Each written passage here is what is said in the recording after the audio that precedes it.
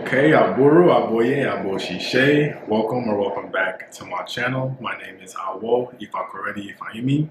I am an initiate of Isheshe, which is traditional Yoruba spirituality, more commonly known as Ifa. However, Ifa can refer to various different expressions of Isheshe, which I will touch on a little bit in this video.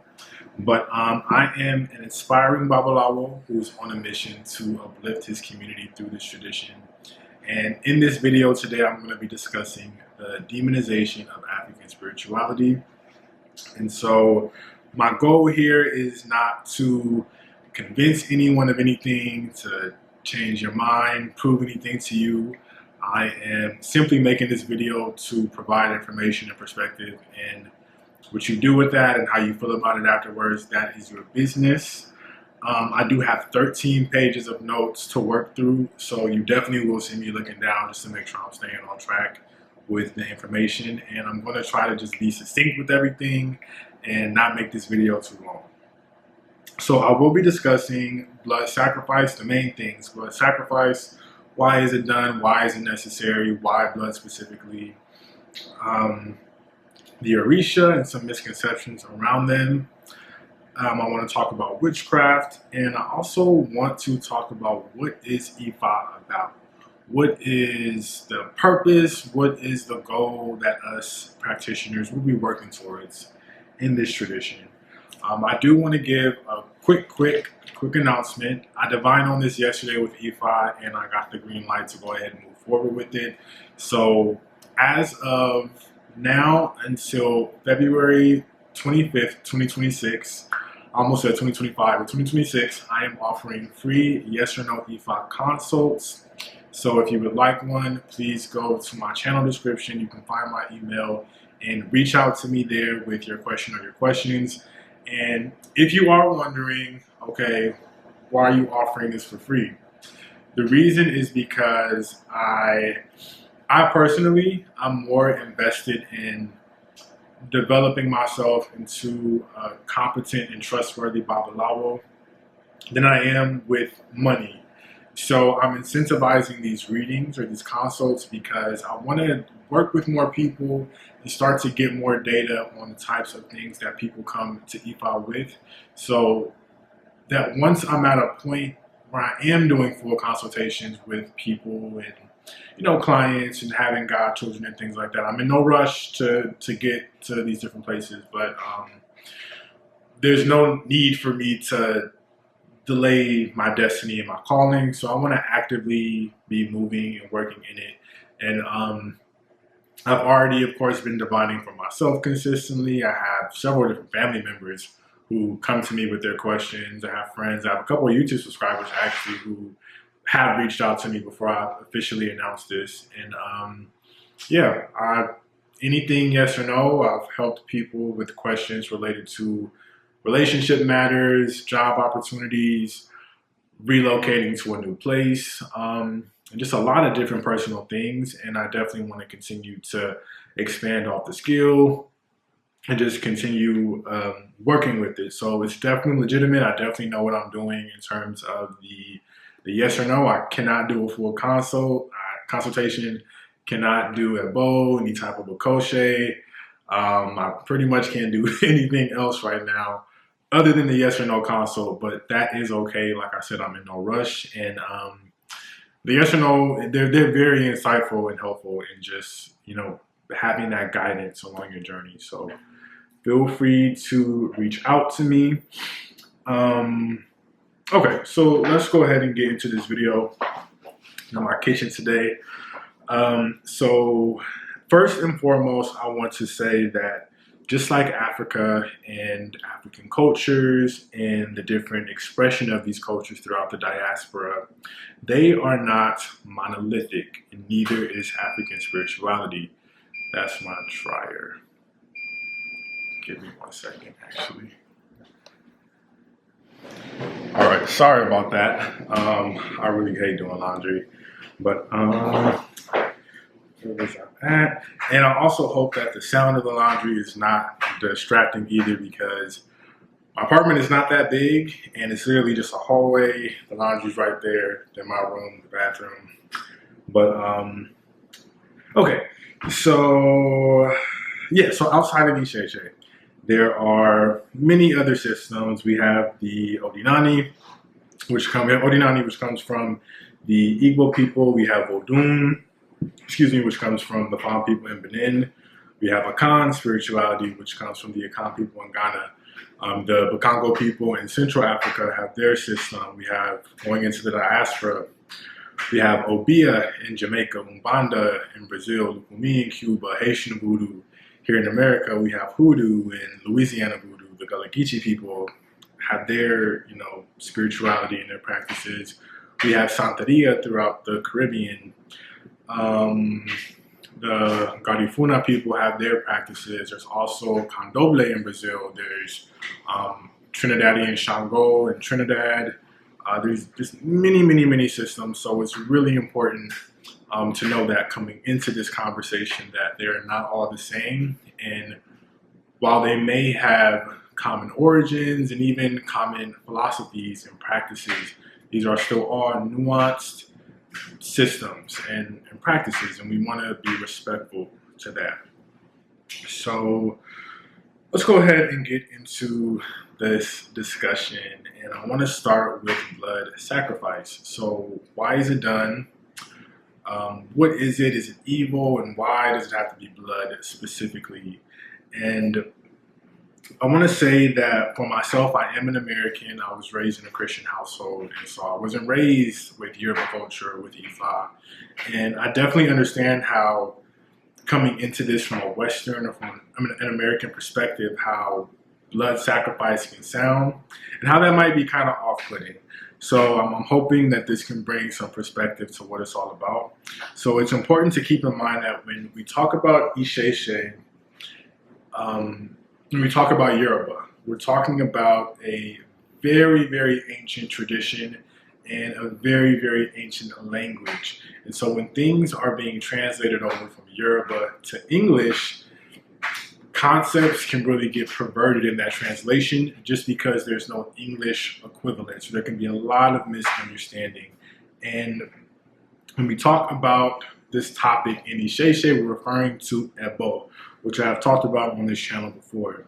But within Yoruba spirit philosophy, there is a recognition that there are certain inherent realities to this marketplace. Now, this marketplace can refer to this life, this earth, this experience that we incarnate in, and we come here to learn and exchange. This is the marketplace. And Wande Abimbola, who's a world famous Babalawo, he has some really great texts on this topic.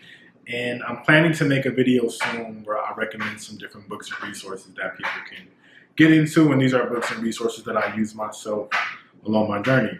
So one of these inherent realities is that of energetic exchanges. And now it doesn't matter what your lifestyle or what your diet is, to sustain that requires some form of life form exchange to some extent. So, for example, you could be a whole vegan, you can eat leaves and apples all day, but it does not matter because you are still having to extract the life force of another living thing for your benefit. A living thing is having to be sacrificed for your benefit and for your sustainment. And this extends to many commodities that we enjoy and that we benefit from. The clothes that we wear, cotton and silk, they come from living things. The beds that we sleep on, the houses that we live in, or in my case, the apartment, the medicines that we take, these are all afforded to us by way of some type of life force sacrifice. So this does not mean that animal abuse or any type of brutalization is encouraged or excused within Isheshe. In fact, that goes against what Isheshe promotes, which is Iwa Kwele. I'll get into that as well.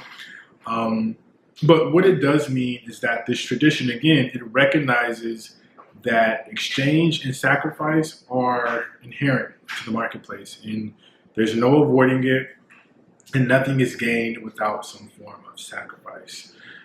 So specifically getting into blood sacrifice or animal sacrifices. So this is to be done ethically. So there are prayers that are done over the animal, and there's a lot of gratitude and respect for that animal and for what it represents in that moment.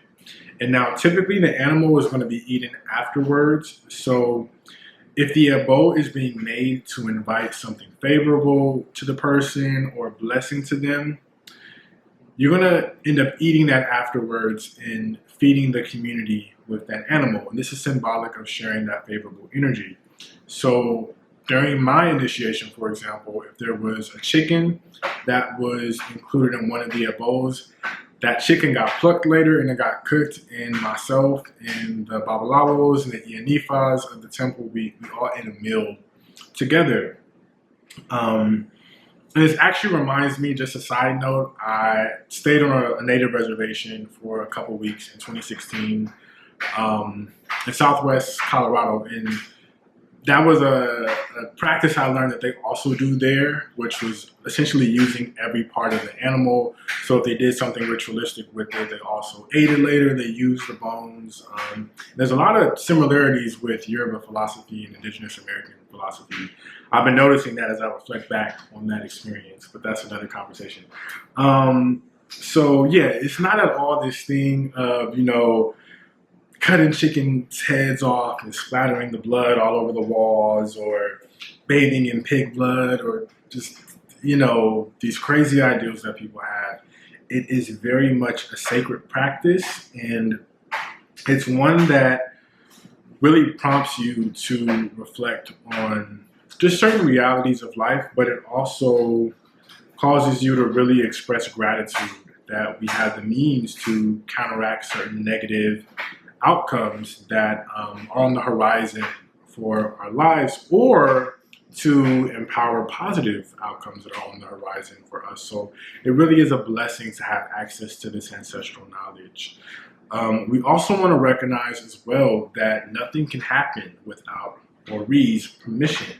And so when you start to understand destiny and Ori and soul contracts, we understand that somewhere within the contract that was made in a room, which is heaven, somewhere in that contract, before that animal came to earth, there was an agreement made that they could be a part of an abo, that could happen. Otherwise, it would never happen, because there are animals that live and die every day, and they never come in contact with human beings. They're never disturbed by us.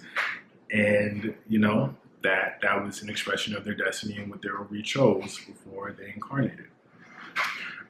Excuse me.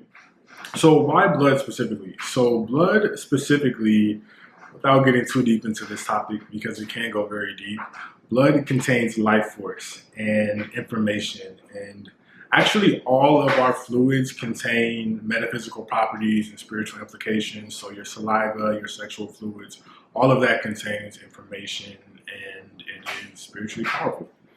So blood is the most powerful fluid that can be used in spiritual work. Again, without getting into all the mechanics of it, I did take some notes, but as I'm looking through, I'm kind of deciding, okay, what do I want to say, what do I want to say? But for example, we can see the divine power of blood recognized in Christianity. So we know that Jesus was a blood sacrifice, it was a human sacrifice at that. And just want to state that if Ifa does not condone human sacrifices, that's also another conversation.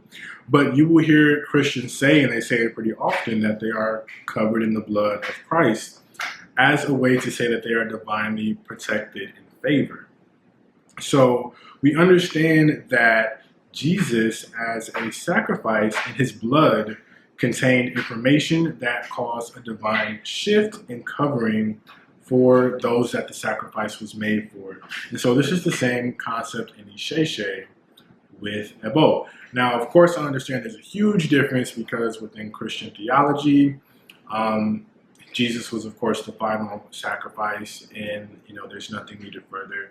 Again, a different tradition, different conversation, but I just wanted to draw that similarity there in conceptually recognizing the power of blood spiritually and of sacrifice. And also, again, we see this concept of Ori and destiny being recognized here. So we recognize that this was Jesus' destiny. Jesus came on this earth to be this divine figure and be sacrificed for a greater divine cause. So that's all Ori and that's all destiny. And part of me really wants to deviate to some things that I've learned about the Odu Ejiobe, but I won't. Maybe that'll be a different video. But so yeah, blood sacrifices are done for benevolent purposes. So, excuse me. This can be things like favorable health, protection from harm, be that spiritual or physical harm. Ebo is made to protect your wealth, to bring forth children with ease without having any complications to the mother or the child. There's a lot of different reasons why Ebo would be what's always prescribed in consultations, and I'll get to that too. But it's done for benevolent purposes. And what Ebo is not done for, if, say for example, someone wants $1 million, they want a lot of fame and a huge mansion, you are not going to go to Ifa and Ifa is going to tell you to sacrifice 3 goats and 2 chickens and, you know, your neighbor's dog and make that, and then you'll get all this money. That is not at all what Ifa is about. You're not making Ebo for some selfish, nefarious reason in Isheshe. No, no, no. So Ifa seeks to align you with the blessings that you are destined to receive and that already have your name on it.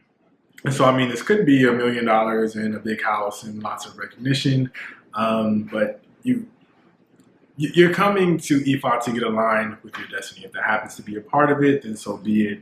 But again, you're not coming to Ifa for some type of selfish, nefarious gain. It's not what this tradition is about. So, like I said, in Isheshe, there's always going to be Ebo required after a full Ifa consultation known as an Idafa.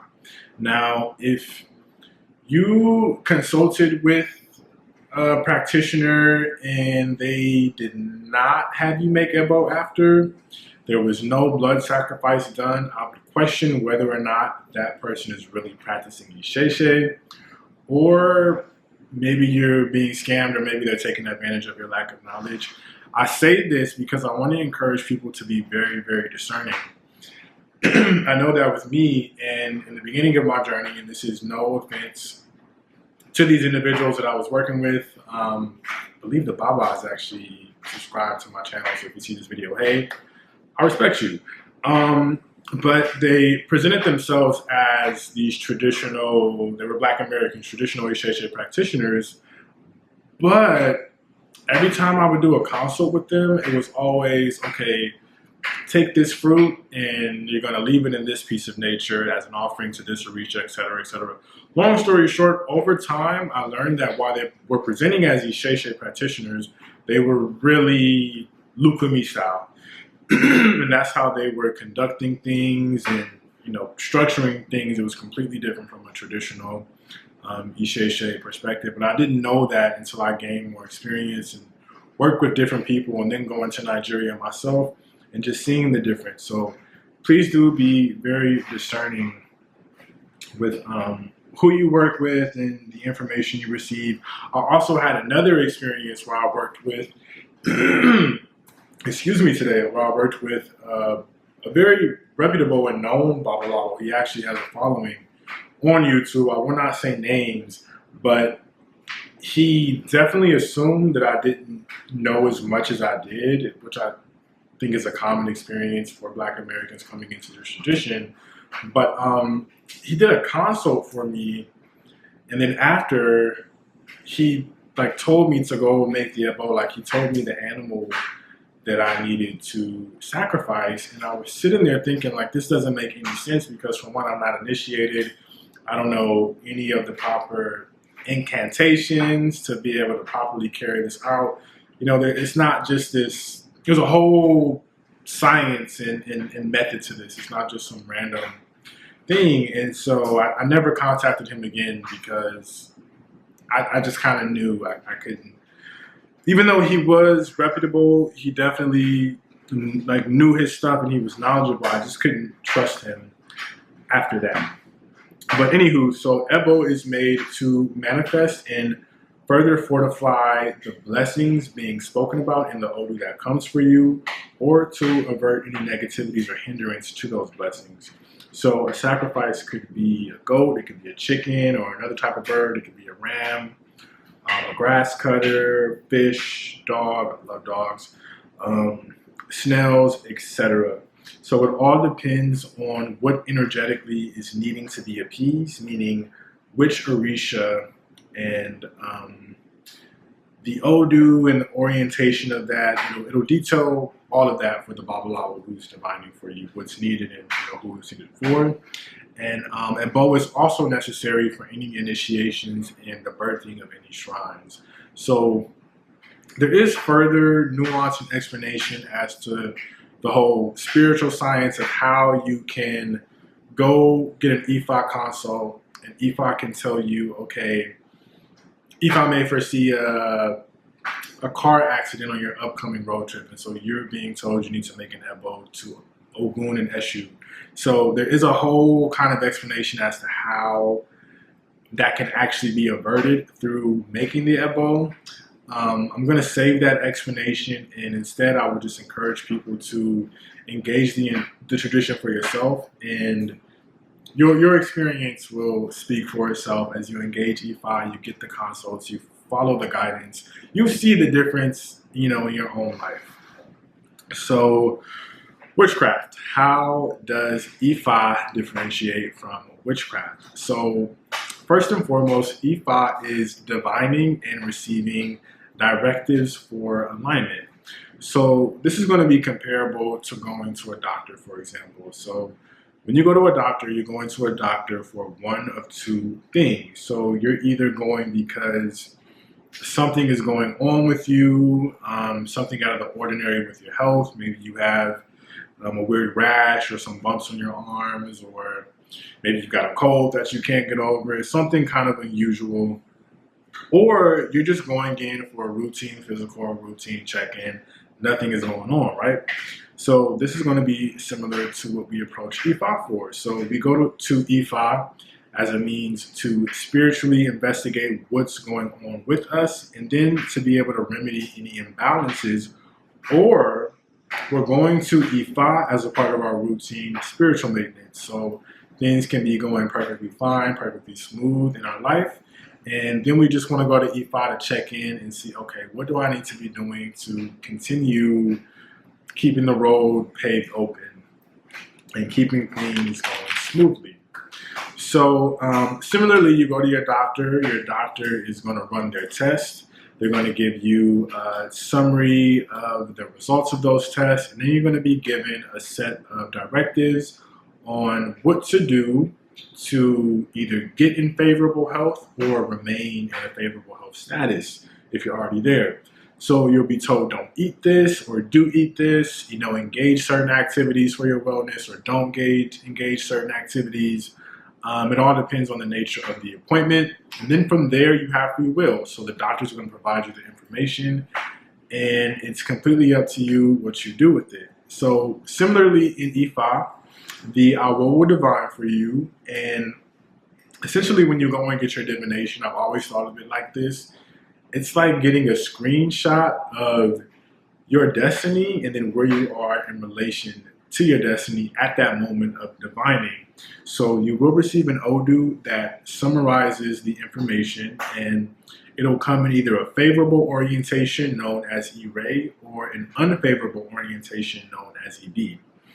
So you'll then receive a set of directives, which includes taboos to adhere to and a bow that needs to be made that you will then have free will from there. So Ifa is going to provide you the information that's surrounding you energetically at that moment of your life. Ifa is going to provide a set of directives that you should adhere to, as well as some taboos that you want to be mindful of, and then it's completely up to you what you do with that information. Now, Witchcraft, in contrast, for example, is my grandmother, who is from the New Orleans area originally. Witchcraft is her telling me, don't ever eat a woman's spaghetti, for example, if you know what I'm referring to when I say that, because people can energetically anchor themselves into us and into our destiny through bodily fluids. You can be anchored into a certain frequency through bodily fluids, but that's another conversation. But yeah, so witchcraft is that work that colors outside of the lines, and it's typically, or it is associated with manipulative work as well as work that seeks to act against someone's free will. And there's a lot of nuance to this conversation and this discussion, so I am going to attempt to touch on some different things within this conversation here. So, for example, right, a difference between witchcraft and Ifa. You have a woman, she wants to get married, she wants to have children, and she has her eyes set on a specific man. It's a coworker, let's say. And so she goes to Ifa. Ifa says, no, this man is not in favorable alignment with your destiny. Ifa does not foresee you ready for that relationship. That's Ifa. That is priesthood that we're engaging. Witchcraft, in contrast, would be, okay, I don't care.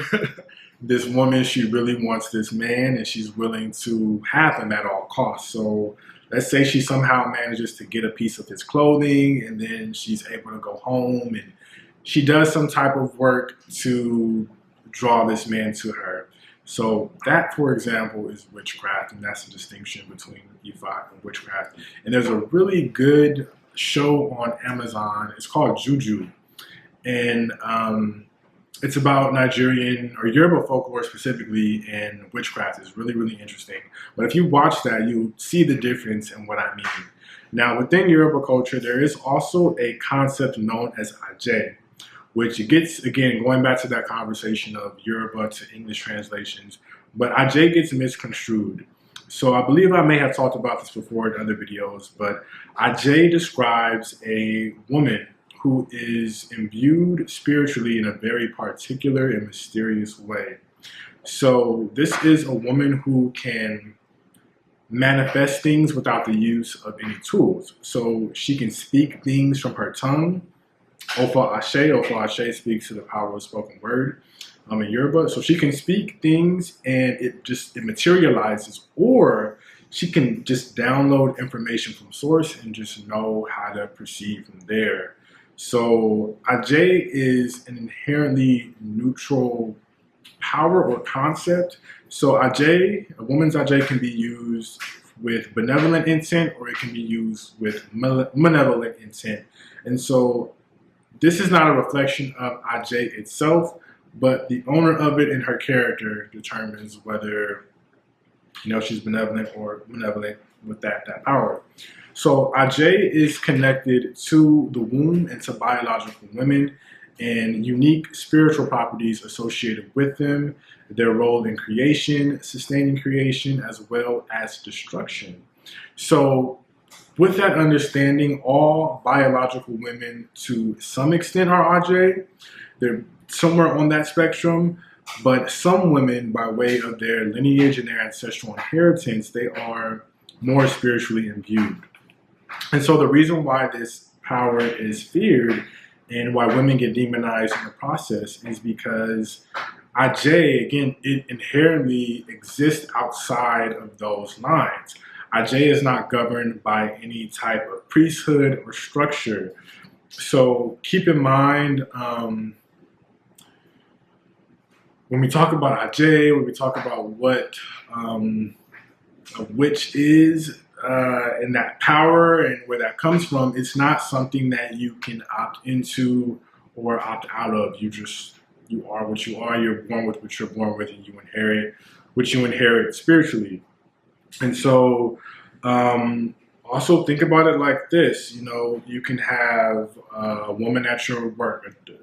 You have this one lady, maybe she gossips about you and she says something and it really has no impact.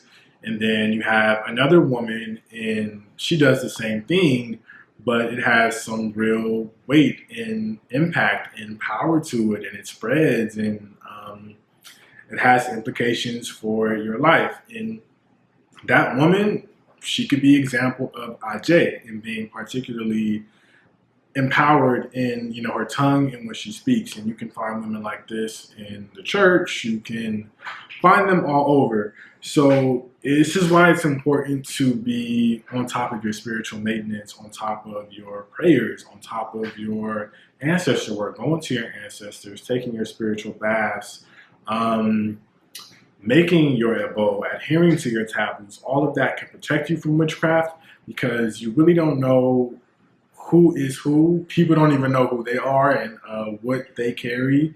And you can have certain things projected at you, and it can impact you depending on who it's coming from. So there also are equivalents to Aj. You do have men that are born especially spiritually empowered, but again, the source of that type of an inheritance is always going to come from a biological woman. So the mother, the grandmother, great-great-grandmother, somewhere on the ancestral lineage, he is connected to that. And that ties into the concept of Atunwa, which is the Yoruba concept of reincarnation, reincarnate within the lineage. Also, Oshun is connected to this concept. Oshun is the head of the Iyami Aj, and she is the ancestral mother. And we know this from looking at the creation story of the Yoruba people, and how, you had all these male Orisha, and it got to a point where they realized that they could not actually make it happen without Oshun, without the feminine, without that divine feminine aspect to kind of like tie it all together. And Oshun was that. She was that glue to creation. And again, that emphasizes that unique role that biological women had in everything. Okay, so flipping back, there's also, so this piece of information, this is not something that I've ever heard like a traditionalist say or put it in this way, but this is just something that just from studying, this is something that I see. I am going to have to consult with some elders and just have a conversation to see if what I'm seeing is something that is traditionally affirmed or talked about. But either way, this is just something that I see. So kind of on more of like the divine masculine aspect of creation, I was looking at the two Orishas, Obatala and Orisha Oko. And Obatala, if you don't know, Obatala is actually an androgynous Orisha. Obatala is neither male nor female, but 9 times out of 10, you're going to see Obatala get personified as a male, as the father, in that type of energy. And so Obatala is connected to the ability to conceive mentally and manifest in that way. And Oko is connected to sorcery, and he's the Orisha over farming. Oko is actually the Yoruba word for penis. And if you think about a farmers, they dig into the earth just as, the male genitalia does into the female genitalia. The male or the farmer plants his seed into the earth, and it yields a crop. And just looking at these two Orisha, I feel like there could be a connection there to more of that male or masculine aspect of this concept of Aj. But don't hold me to that, because I'm going to need to talk to elders to see if I'm seeing something. But just wanted to mention that. So moving on, it's just to the Orisha and some clarification around them and just addressing certain misconceptions. So the Orisha are not gods. Again, going back to the Yoruba to English, there simply is no English equivalent to the word Orisha. The Orisha are not gods, though, and the Orisha are not angels. The Orisha are Orisha. They are divinities. The Orisha are aspects of God that are personified through allegory, and they're associated with different aspects of nature. So they're not separate from God. Sorry about that, my camera died. But I also wanted to say too, to Orisha Oko, Also, that whole concept of semen retention and men retaining that as a way to spiritually empower themselves, you can see that as well in the cosmology of Oko, which again furthers my suspicion that perhaps he is connected to what we would call the male equivalent of Ajay. Just because that whole concept of men and kind of managing their seed and their sexual energy, I see that in Orisha Oko. But anyway, going back to the Orisha, I think, where was I at? So yeah, the Orisha are different aspects of God. And just as similar to Christian mythology, you will hear Christians say that God is a loving God. God is also a jealous God, though. God is a God that will bless you. God will also punish you. God may be happy with you, and God might be angry with you. So we can recognize that these are all different aspects of the Creator, and that the Creator is multifaceted. God is all. And so from a Yoruba perspective, nothing in creation can exist outside of the Creator, and everything derives from this supreme source. We call it Olodumare in Yoruba. Now, and some traditionalists will be like, Olodumare is not God. And I'm not going to get that deep with it or into the whole nationalism of it, but I'm big on seeing the connections between different systems. But anywho, so we see the Orisha in nature because nature is a manifestation of God. Nature is literally God's creation in its most untapped form. And we can see different characteristics of nature. We connect that to the Orisha and to their power. We can also see those different characteristics as well in animals, and we can even see them in ourselves because people actually become Orisha. So we all have a head Orisha, and we all have our Ori. Ori is an Orisha, and the head Orisha is that Orisha that accompanies you on your destiny and assists you with fulfilling it. So, for example, for myself, I have two male Orishas on my head. I have Ogun and I have Obatala, and these same Orisha that were revealed during my initiation, they were also revealed during my first hand of Ifa. I was told that I was an Omo Obatala, but that I was very, very close to Ogun. And in fact, the Odu that came from me during my Ishefa was Ogunda Osa, so Ogunda's name was in it. And then during my initiation, it was revealed that I'm an Omo Ogun and an Omo Obatala, Omo meaning child of. So that's just a little bit about the Orisha. So they're not God, they are not angels. Even though you may hear a Yoruba person actually say Ogun is the god of iron in English, again, there's no English equivalent for Orisha and what they represent and their power. So they will get translated as God, but Isheshe is a monotheistic tradition. There is a belief in one supreme source, and the Orisha are just different aspects of that personified. So moving on to ancestors, so similar to how we revere Orisha, we also do the same with our ancestors. So think about it like this. Every time that I go back home to LA, I always, before I leave, sorry, this seems so close. Before I leave, I always make it a point to go to my grandma's house in Compton, and I will bring her some scratchers because she loves scratchers and bingo and that type of thing. But I'll bring her some scratchers. I'll bring her some food, so maybe some barbecue, fried chicken, or if I make gumbo, I'll bring her a bowl, and I will spend time with her. And this is because she is an elder. She is the elder. She's in her 80s. She's the oldest person in my family, and I respect and I honor that. And to connect with my elders is to connect to a time where I did not exist. And it's to connect to all of the wisdom and the knowledge that they hold within their essence. So this is the same with our ancestors and the same with how we may seek guidance from our ancestors, just as we do with trusted elders in our lives. So it is not a thing of, we bow down and we worship the ancestors and they are the Almighty Supreme God Source. No, it is not that.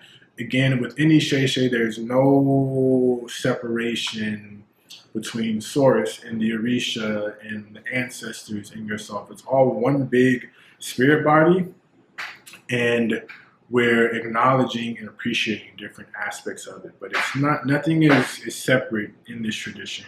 And so another thing too is that the Orisha and the ancestors, we understand that they exist within us. So in Isheshe, the whole purpose of this is to venerate and honor the divinity within. And so we're tapping into our God-given power that is within us, and we're not honoring anything external. So there is no savior figure in Isheshe. You are your own savior through your actions and through your free will and through your choices to save yourself. There's also no hell and there is no devil, but we do have accountability, we have cause and effect, and we see this through the Orisha Eshu. Now, Eshu to me, again, he gets misconstrued as this malefic figure, but Eshu to me is like a mirror that really shows you yourself and your own ego in its reflection. And so Eshu really just represents illusions and the decisions that you make. And he's like a feedback loop kind of Orisha. You get what you give. And that's what Eshu shows us. And that's why he is the gate opener. Eshu is another Orisha that is actually androgynous as well. Eshu is technically neither male nor female, but 9 times out of 10 will get personified as a male or a male child, and that type of an energy. So just wanted to clarify some things. So there are not multiple gods within Isheshe. There are multiple Orisha, but again, it's not a polytheistic tradition. It is monotheistic. It's one big thing. So I hope that makes sense. So to just conclude this or wrap this up, what is Isheshe all about? And so what Isheshe is about is first and foremost alignment. It's about getting you aligned. It's about walking in Iwakwele, which is, technically Iwakwele is gentle character. Iwa Rere is good character. So it's about walking in that. Isheshe is about teaching us devotees of this tradition to have respect for our community. So this includes nature, this includes the inhabitants, so the people and the animals.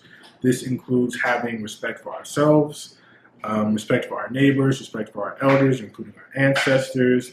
Isheshe is about community, working collectively to strengthen the community. Isheshe is about self-discovery and walking in wisdom.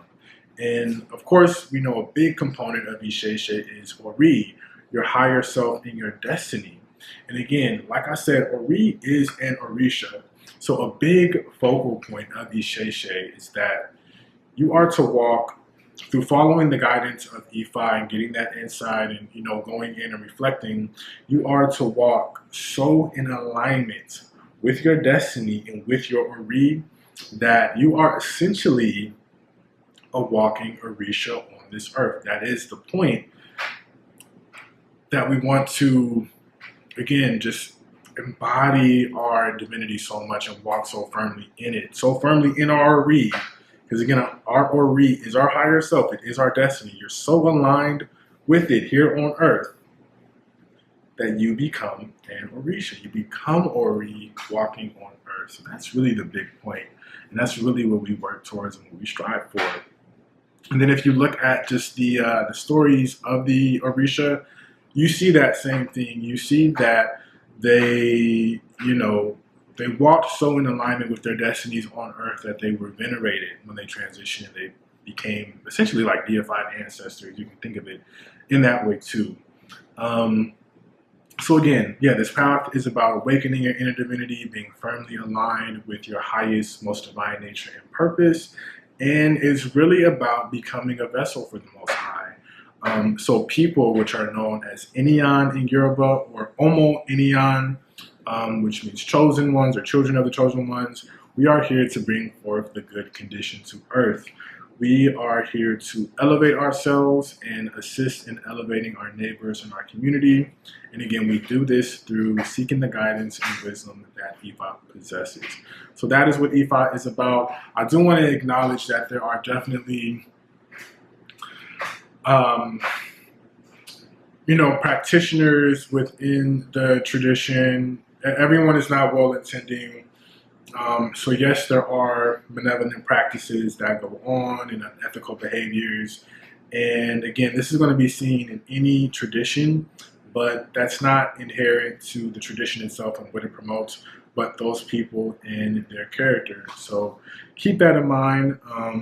Do practice your discernment along this journey. Seek out someone that you can trust, someone that resonates with you to guide you through this. And again, if you have any yes or no questions that you would like to consult Ifa with, go to my channel description. My email is there. Reach out to me. And I hope you enjoyed this video.